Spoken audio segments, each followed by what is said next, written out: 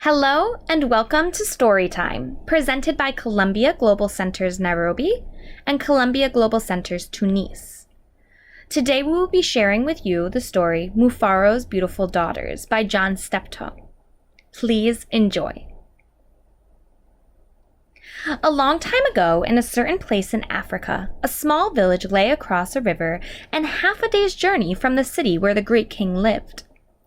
A man named Mufaro lived in this village with his two daughters. They were called Manyara and Niyasha. Everyone agreed that Manyara and Niyasha were beautiful. Manyara was almost always in a bad temper. She teased her sister whenever their father's back was turned, and she had been heard to say, "Someday, Niyasha, I will be a queen, and you will be a servant in my household." "If that should come to pass," Niyasha responded, "I will be pleased to serve you. But why do you always say such things? You are clever and strong and beautiful. Why are you so unhappy?" "Because everyone talks about how kind you are, and they praise everything you do," Manyara replied.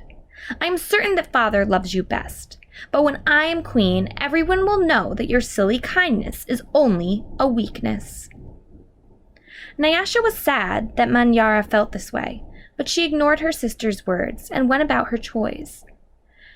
Niyasha kept a small plot of land on which she grew millet, sunflowers, yams, and vegetables. She always sang as she worked, and some said it was her singing that made the crops grow more bountiful than anyone else's.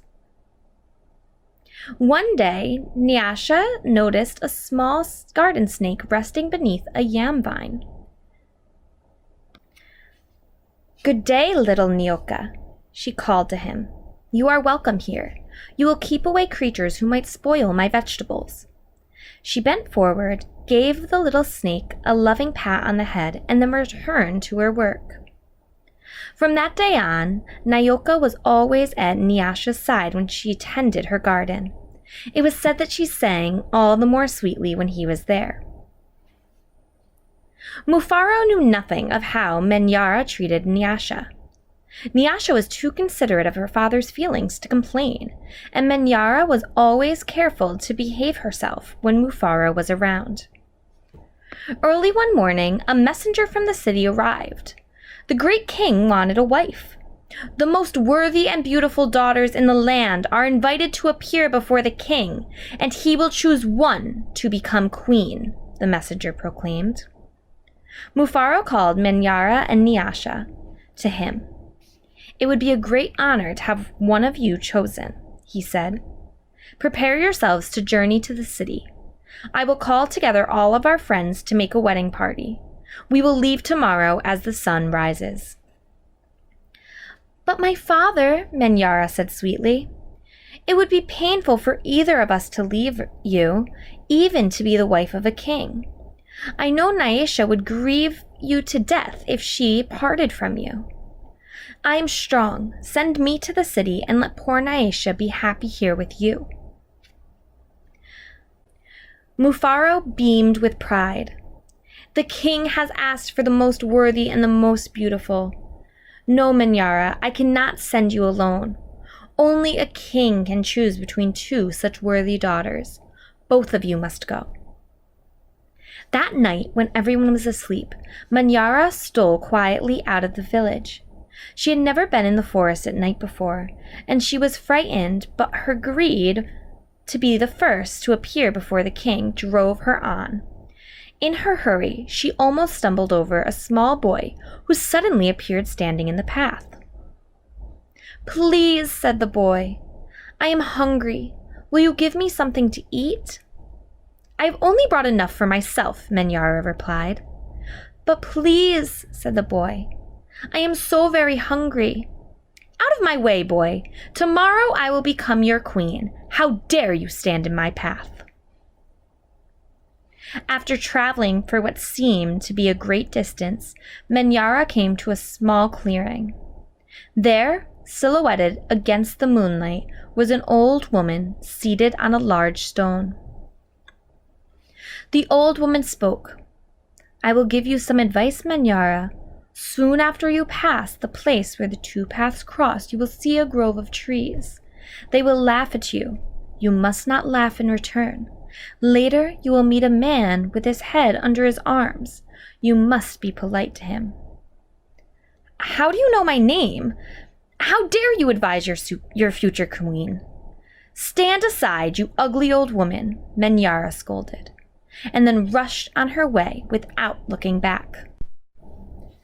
Just as the old woman had foretold, Manyara came to a grove of trees, and they did indeed seem to be laughing at her.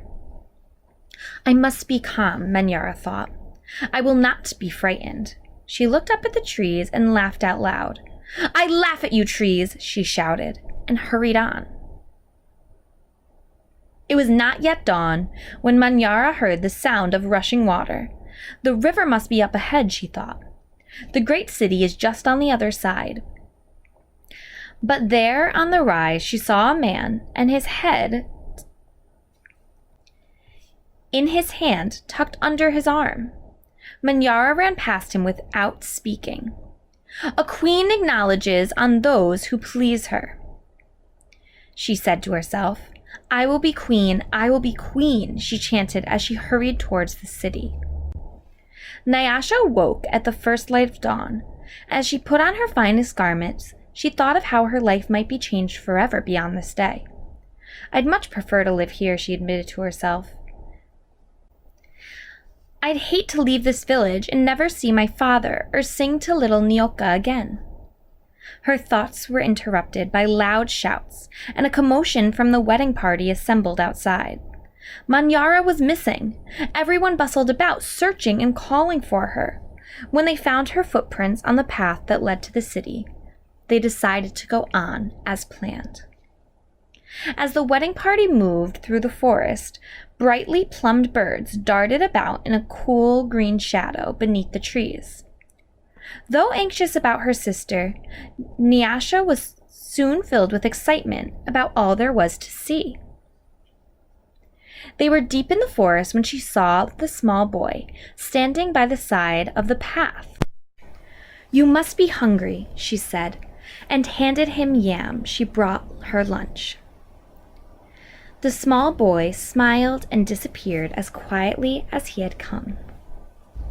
Later, as they were approaching the place to where the two paths crossed, the old woman appeared and silently pointed the way to the city. Niyasha thanked her and gave her a small pouch filled with sunflower seeds. The sun was high in the sky when the party came to a grove of towering trees. Their uppermost branches seemed to bow to Niyasha as she passed beneath them. At last, someone announced that they were near their destination. Niyasha ran ahead and topped the rise before the others could catch up with her. She stood transfixed on the sight of the city. "Oh, my father," she called, "a great spirit must stand guard here. Just look at what lies before us. I never in all my life dreamed that there could be anything so beautiful." Arm in arm, Niyasha and her father descended the hill, crossed the river, and approached the city gate. As they entered through the great doors in the air, and they saw Manyara run wildly out of the chamber at the center of the enclosure. When she saw Niyasha, she fell upon her sobbing. "Do not go to the king, my sister. Oh, please, father, do not let her go," she cried hysterically. "There's a great monster there, a snake with 5 heads.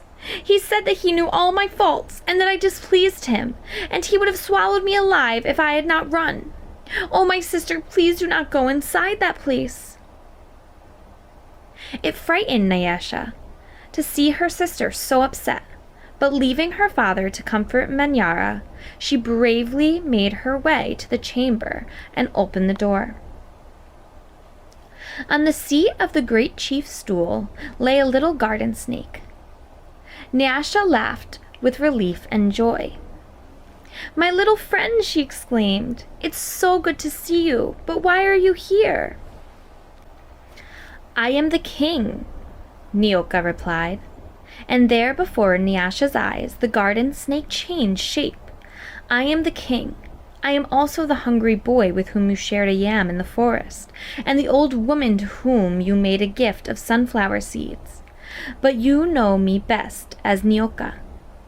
Because I have been all these, I know you to be the most worthy and most beautiful daughter in the land. It would make me very happy if you would be my wife. And so it was that, a long time ago, Niyasha agreed to be married. The king's mother and sister took Niyasha to their house, and the wedding preparations began. The best weavers in the land laid out their finest cloth for her wedding garments. Villagers from all around were invited to the celebration, and a great feast was held. Niyasha prepared the bread for the wedding from the millet that she brought from the village. Mufaro proclaimed to all who would hear him that he was the happiest father in the land, and for he was blessed with 2 daughters, 2 beautiful and worthy daughters, Niyasha the queen, and Manyara, a servant in the queen's household. The end. Thank you so much for joining us today. We look forward to sharing another story with you soon.